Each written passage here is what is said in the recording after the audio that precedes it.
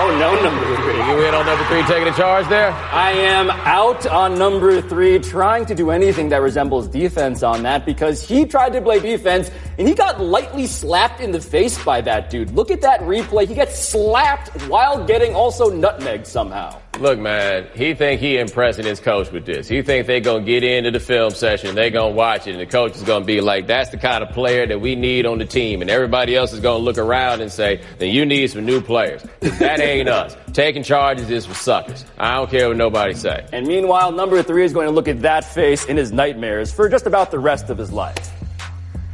Well, also the lower parts, too. I knew I should have said something before you had a chance to talk anymore. Coming up next, Andre Drummond, big man.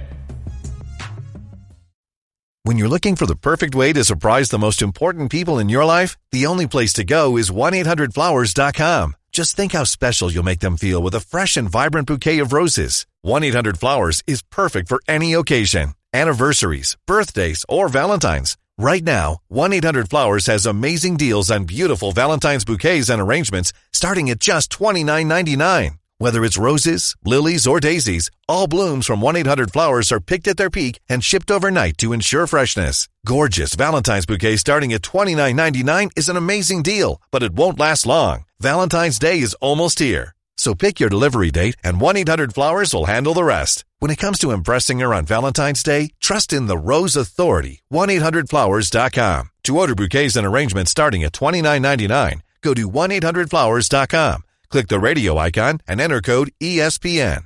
That's 1-800-Flowers.com, code ESPN. An interesting creature inhabits the flat, arid plains of many an automobile dashboard.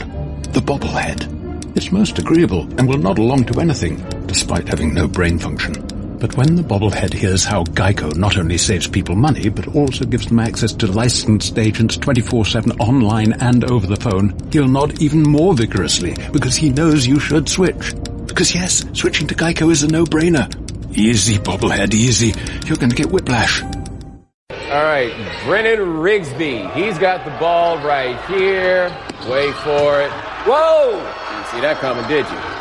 That's how Utah gets down. Wait a minute, that's Utah? I wish we could go back so I could ask some questions. Whoa, hey, 2, 3. Is that a 4th? That's a 4th. Hold on. Come over here. Come on. I think I saw a 5. That was the most... 6. Wow. That was the most athletic layup I've ever seen.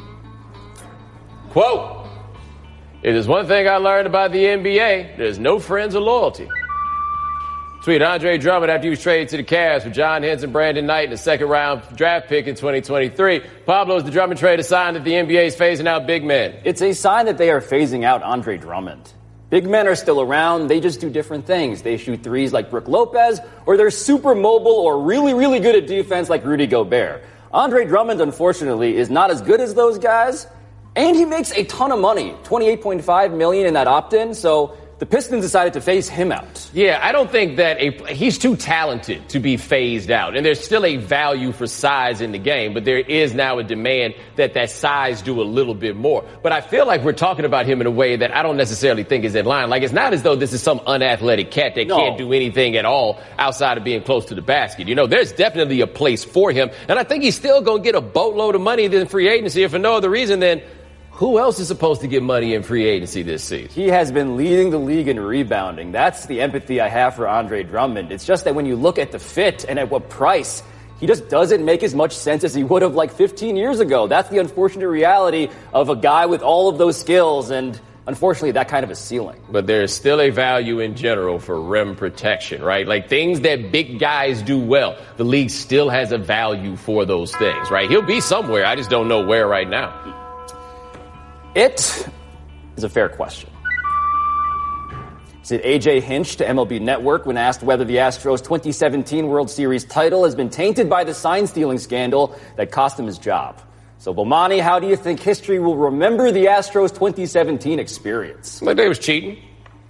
I mean, they're going to have to live with this fact. You talk about we need more investigation and everything else. The investigation on this matter for most people has been done. Y'all was out here cheating. I saw it on the internet. They was playing videos and y'all was banging on stuff. That is where it is. So he can do, I understand why he's got to talk about it in the way that he is talking about it, but you ain't convincing nobody. No, and also, like, if this didn't have an impact, why were you out there trying to allegedly break the monitors to stop this scheme from happening while it was happening?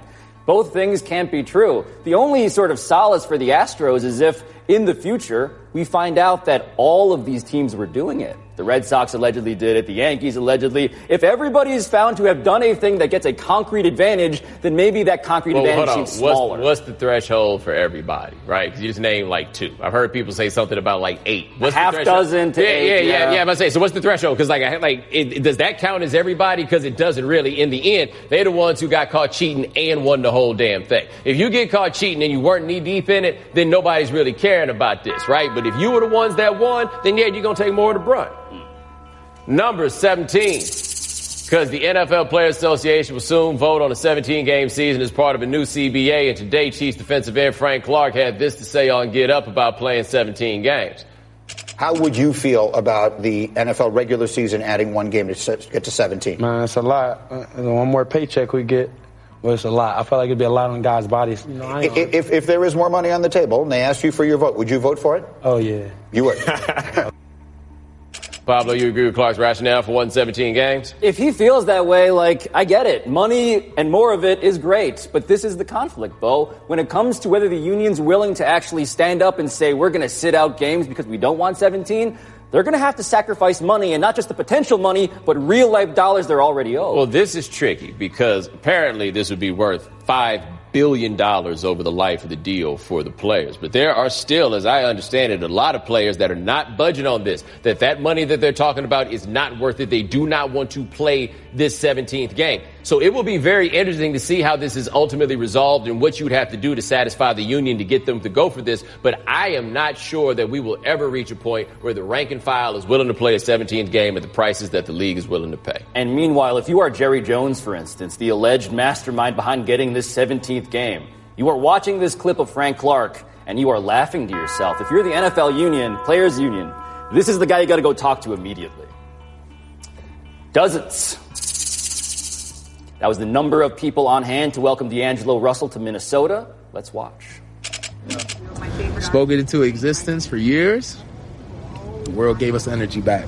Glad to have you. My dog. You know it's a celebration, Brody. You know what it is? My dog. Every time.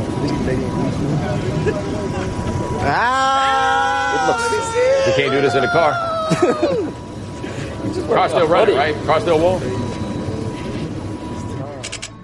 So, Bo, do you see these two guys having success together in Minnesota? I mean, what is success, right? That's the tricky. Do I see them, are they going to win championships in Minnesota? No. Are they going to make the playoffs? I suppose that sort of thing is possible. Will they win a game with Karl Towns on the floor? Probably. And that's an improvement. That would be success right now. It also helps when you get to eliminate the reason why he has seemingly been taking plays off, which is infuriating to people like me who believe in all of his talents.